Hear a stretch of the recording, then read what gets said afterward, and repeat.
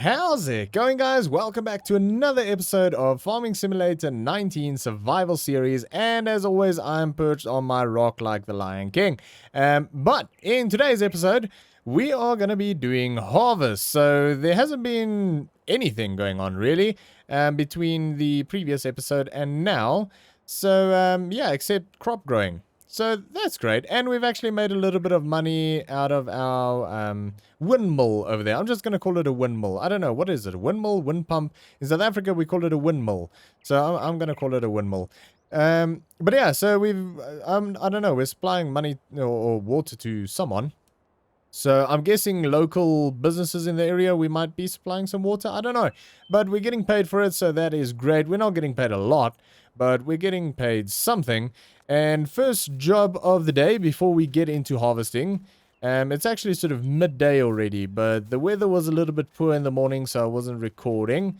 It's like, yeah, 20 minutes to lunch already.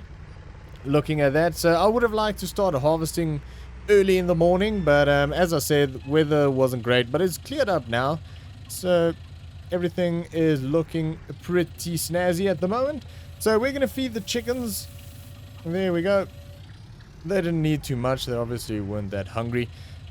We've got quite a few boxes of eggs there, but let's chuck them in the back of this thing. Why not? I don't know how many boxes it takes before this thing fills up, and then they won't be producing any eggs until I clear it. So just in case, we'll throw them in the back of this little truck, and we'll throw them into the back of the pickup truck at some stage. And when we head, I don't know, somewhere in the region of, I'm guessing, I think it's north, we'll sell them. But anyway, some big news for today, which I'm very excited for, is and you might have guessed it from the previous episode, is this thing, the New Holland TX32, has done us proud for the actually pretty small amount of time that we've owned it, but it is getting sold today. So I worked out that with the money we've got, and if we sell this thing, we can actually buy a new to us John Deere. I think it's a 2266. So it'll be a second-hand harvester. So it'll say 0 on the clock because it basically is on the amount of hours that we own it, or at least that's the way we're gonna play it. And yeah, it's definitely not a new harvester. I mean, those things are old, and yeah, they haven't been produced for many years, but it's gonna be a new to us harvester. So I'm very excited for that. It's gonna be a nice piece of green machinery. I really wanted to buy a tractor as well as the harvester. It is in fact the harvester that we were sort of eyeballing in the previous episode. Tractor wise, it's actually very difficult to find a tractor that can replace all of the tractors on our farm right now. So I thought it would be pretty easy to do that. Turns out it is not, because if I get a tractor that's got a front attacher, a fork attacher, so like a boom, a front arm attacher, and then I'm talking, when I say front attacher, I mean like the front hydraulics, with hopefully a PTO, as well as the front attacher to attach like hydraulic forks so I can use the front loader, is what I'm saying. So I need both of those. Then as well as that, I need a tractor that can have narrow wheels on it, so that I don't destroy my crop, because it's going to do some spraying and things like that. On top of that, I also need a tractor that's got at least 215 horsepower, because that's the highest horsepower tractor we've got on the farm, which is the big John Deere, the old John Deere. I think it's a 4, what do they call them, like a 4 series or 40 series? I don't know, it's a 4 something, I think. I'll have to check. But that thing's got 215 horsepower, so I need to buy a tractor that's got at least that amount of horsepower. So for the most things, you can tick all of the boxes except one, which becomes complicated because I can't get by without one of those boxes. So yeah, it's pretty difficult. And there's some tractors that are very nice and does everything I need it to do, but then it can't get the narrow wheels on it. Or there's, I think, the smallest John Deere series, the 6 series, but I think it's a 6M, not the 6R. The 6M series does basically everything, but it doesn't have the front hydraulics.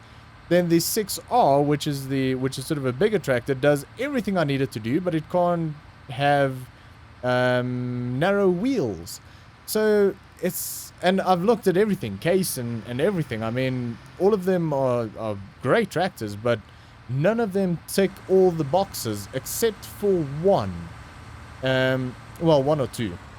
But there's one that I'm really eyeballing, which I'm very, very interested in. And then the other thing is as well, I mean, when you get something that ticks all the boxes, it's usually way, way out of my price range.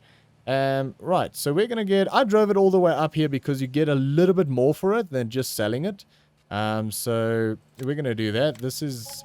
I hope I did my maths correctly. So we're going to sell that.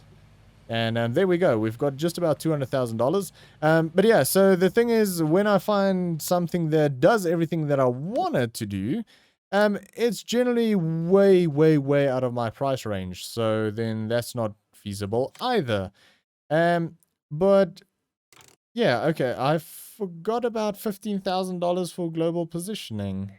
I hope we've still got enough money. I definitely want the global positioning. I mean... Oh, I hate going without that.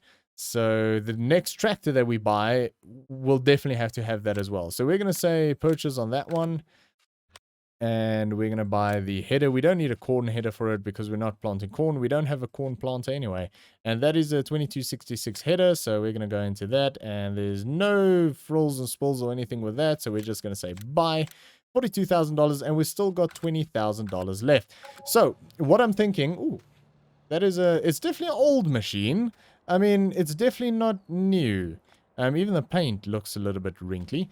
But, I mean, it's new to us. So that was $177,000, but it's got GPS. It's a very weird looking machine. It's a very long machine.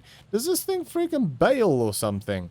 I mean, I'm creeping up its bottom right now, and it's not liking it. Stop doing that. There. Oh, that says stop. Okay, so it's already telling me to stop doing that. Right. I mean, I know the thing doesn't bail itself. It just looks like it should. It looks like it's like a baler got stuck up its bum. So that's interesting. Anyway, let's start it up and see what it's like. Ooh, that's very quiet. Very quiet indeed. There's not much in here. Ooh, there's a lot of things on that panel. Right. That is so quiet. I feel like I have to whisper. Should I whisper? Alright. Everything seems okay on it. Well, I mean, I've barely driven it. Ooh, the auger seems very short. How do I live without you? No, that's not what I was going to say. Auger. Hello. I don't know how to... Oh, I think it has to be unfolded for the auger to... Oh, is that it? Oh, there we go. Oh, well, that was the unfolding. So, ladies and gentlemen, let me just do that again. That is, why does... Oh, the auger's out, so... The auger's actually longer than what I thought it was. But this... Behold the folding. Alright, that's it. Let's go. Yeah, that is very disappointing, actually. I thought this thing was going to unfold into like a transformer. Apparently it just gets a bump on his head. So, yeah. I mean, this is it's an upgrade, okay? It is what it is. It's not perfect. It's pretty old, but it is pretty cheap. For $120,000 excluding GPS, you have to add $15,000 onto that. And that excludes the header as well, which was like, I don't know, 42, I think it was. So, yeah, I mean, for the price, I think it's better than what we had. We also increased our header width by like 2 meters, which doesn't sound like a lot. It doesn't look like a lot, but it is actually a lot. And we also increased our tank capacity by like 3,000 liters, which is quite a bit. I think it's 3,000. I think this one is 8. The other one was like 5 something. So yeah, this is our new combine. So yeah, I mean, new to us combine. It's in good condition. It looks nice, and I'm sure we're gonna put quite a few hours on it, and it's gonna do us proud. So the tractor, I'm not gonna tell you what the tractor is that I am eyeballing at the moment. Like I said, I did find one which I'm very, very interested in, and it's expensive, but it's not wildly expensive. It's pretty expensive, but it is brand new. It's a new tractor. It's very nice. Yeah, I'm very interested in that, but we'll see how harvest goes. If harvest goes well, maybe we can buy it. We'll see, because we'll need to basically sell all of our tractors and do very well in this harvest. And then we'll have to see if we can afford it with some money on top so that we can buy fertilizer and seed and lime and all of that good stuff to actually farm. So, yeah, we'll see. I mean, we could always take a loan. It will pay itself pretty damn quickly. So that is always an option. We could take a loan. We'll see. We'll see what happens. For now, we are going to get straight into harvesting. So we're going to drive down to the bottom of the field. I know we're already like 10 minutes into this video, but we had some things to freaking do. And this is very exciting to use our machine for the very first time. So what I'll do is I'll run across the field just to create some space, across up and down, just to create a bit of space for turning around and all of that good stuff. Then I'll come back up to this end of the field and I'll show you how I set up the GPS, GPS, auto steer, whatever you want to call it. And yeah, then we'll probably hop into a time lapse and take it from there and do some freaking harvesting. We'll probably have to get the cart ready and all of that as well. You need to unfold, okay. Wait, what? Oh, okay. There we go. Right. Let's see if this thing can actually do the job. I'm gonna go in slow in case something doesn't work. Okay, it does work. Beautiful. I don't want to drive over crops if something's not right. Yeah, so things should go a little bit quicker, being that it's wider. And I think it can go quicker. We can actually slow the speed down to about 15. So when I lift the header, it doesn't just bolt off into the distance. Oh, the steering circle on this thing. Yeah, I mean, it's got the steering circle of a space shuttle, basically. Or the moon. But I'll have to get used to that. Right. So we're just going to run up to the end of this field. I would like to do 2 more passes, really, but I don't think I'm going to get this thing turned around. With that little hut being there. Our service hut. Anyway, let's jump outside. And, ooh, we can. I don't know. Maybe we should turn that off. There we go. We'll turn swath off because we don't have a baler. And we learned our lesson. I do remember that. I might have been away from the farm for a little bit. But I do remember that we tried bales once and it failed miserably.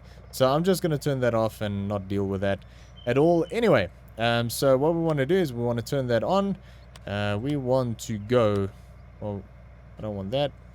Let's do auto width. So this thing is 6.1. I'm going to do no offset.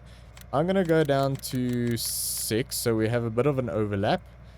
That is all good. Headland mode off, that's fine. We'll call this header.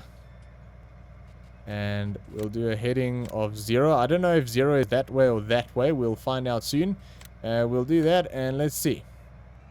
Did I miss something? Hello. Yeah, that's not showing up. 6 meters. Oh, show lines. There we go. Alrighty. So now I can click that. That'll turn on. And there we go. I'm not touching the steering wheel. So we'll see if I need to narrow it down. So maybe I need to go down to like 5.9 or something. I'll see if it's missing any rows. Then I'll set the width a little bit narrower, but you kind of want to have it as wide as you possibly can without missing anything. But yeah, I think that is going. So we're gonna jump into a time lapse. Don't want to make this video too long for you guys, but we're gonna jump into a quick time lapse and test out all of this. I might do a run around the field first before I do rows, and we'll take it from there. So yeah, enjoy.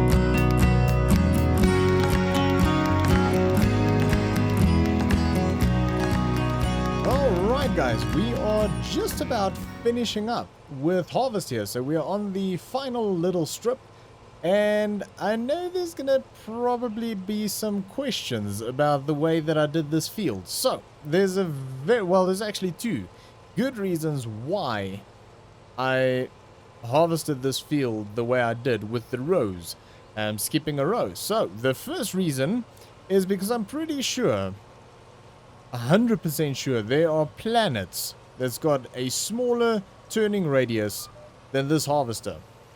So that is reason number one.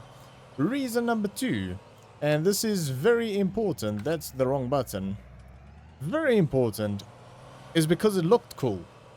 So yeah, that's why I did that. But yeah, mostly because it gives me a bit more space to turn around. I know you don't harvest like that, and I didn't absolutely have to.